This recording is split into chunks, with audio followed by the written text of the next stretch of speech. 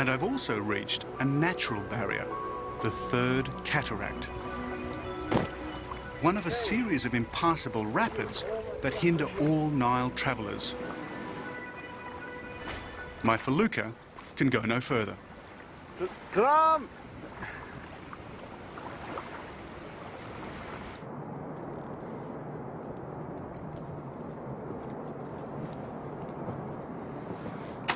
And as if to rub in the point, on the cliff high above the cataract, there is an old inscription warning of danger ahead. This was the original border between ancient Egypt and the Nubian province of Kush.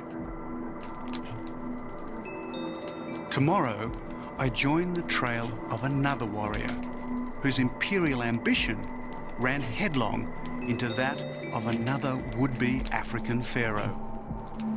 I'm about to enter the land of Kush.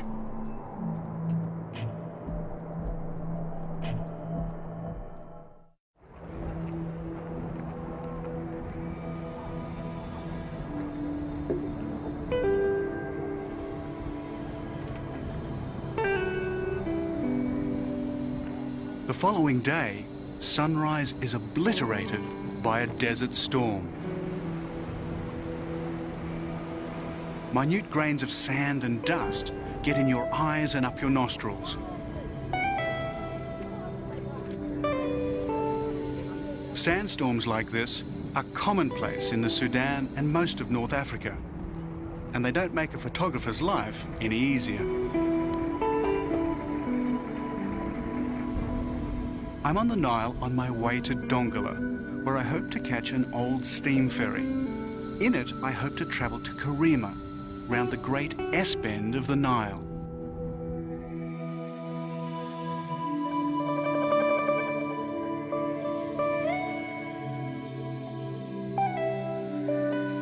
I'm on another felucca, dwarfed by this mighty river. And it was past this very spot, nearly 3,000 years ago, that the Black Pharaohs launched their invasion north.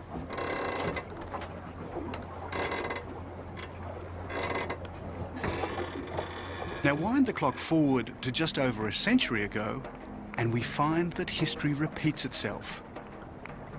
In 1896, a conquering army also sailed past this very spot, but this one was heading south.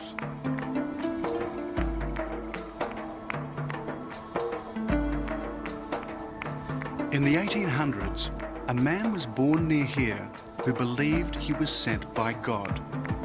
He was a sort of Islamic messiah known as the Mahdi. He too had visions of a black African empire, this time an Islamic one. Today, his followers still whip themselves into a frenzy in his memory. They're called dervishes.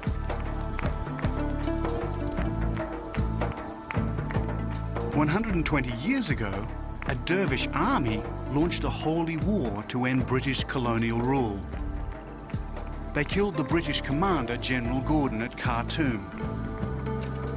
It was 10 years before his death would be avenged.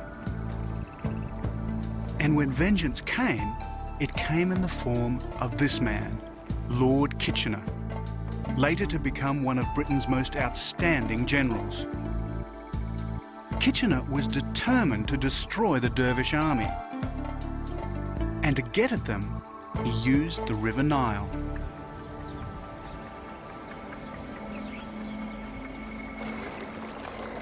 The next morning, we arrive in Dongola. Dongola. Ah, Dongola. Fantastic. And it was near Dongola, in 1896, that Kitchener's army first came under fire from the dervish forces. He quickly defeated them with superior firepower. Are these the ferry boats? Do they stay for Karima? لا لا شام. It's finished. لا لا لا خسران أيوة. Well, there's my Nile ferry. Thanks to irrigation and droughts upstream, the river level is low. The result is that these once magnificent old boats have been left to rust in the mud.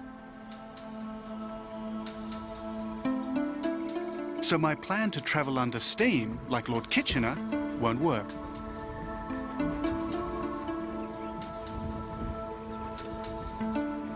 It's a riverboat graveyard. This is all that's left of a riverboat culture that grew up along the Nile.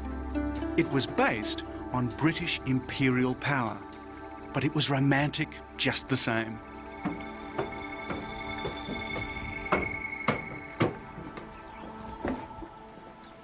Imagine what it would have been like living on these riverboats for days on end. Really like Agatha Christie in Death on the Nile.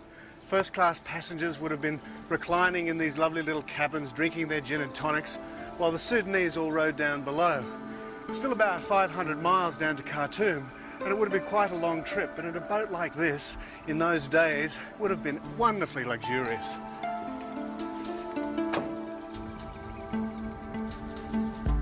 The Battle of Dongola was Kitchener's first success.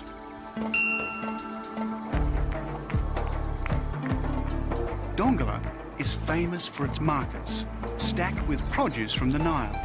Today, as in 1896, there's enough food to feed an army. And it's in these markets that I meet Ramadan. Ramadan is also bound for Karima.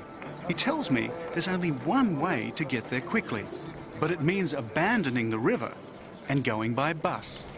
And so how long does the bus take to get to Karima? 2 days. Yeah? Yeah, they take 2 days and desert and many sand and yeah.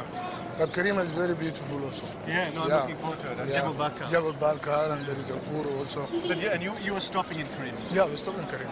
Yeah. That's the good news. The bad news is that the bus doesn't leave until the day after tomorrow. So it's 2 days waiting. Yeah, that's waiting. There's not many buses in this country. Yeah, you must wait until that will take the tea. Okay, say shukran. The Sudanese are a nation of tea drinkers.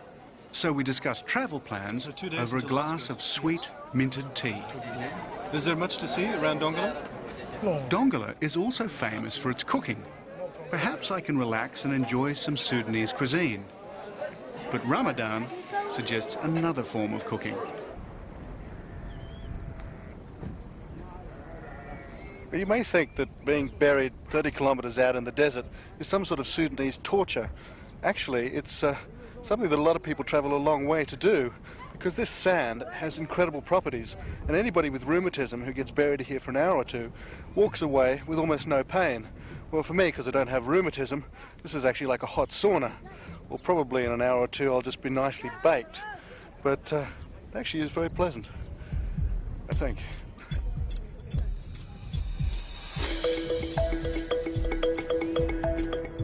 Ramadan, could you grab my hat? I'm going to fry out here. Thanks, mate. How long do I have to stay out here? What do you want? 2 hours, 3 hours? No problem. I think I'll be cooked like a turkey.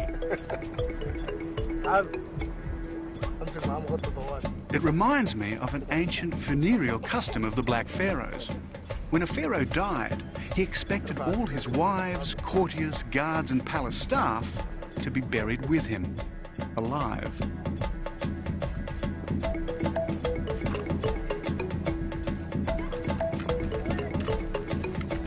It's getting hot, very hot. Soon I'll be mummified like a pharaoh. They put a cover over me as the sun rises higher and higher in the desert sky. And by now, I seem to have acquired quite an audience. But I can't let them watch me cook forever. We must get back to Dongola. We've got a bus to catch. It's a 200-mile journey, which means a 12-day camel ride with a caravan. I'm very glad we've got a place on this bus.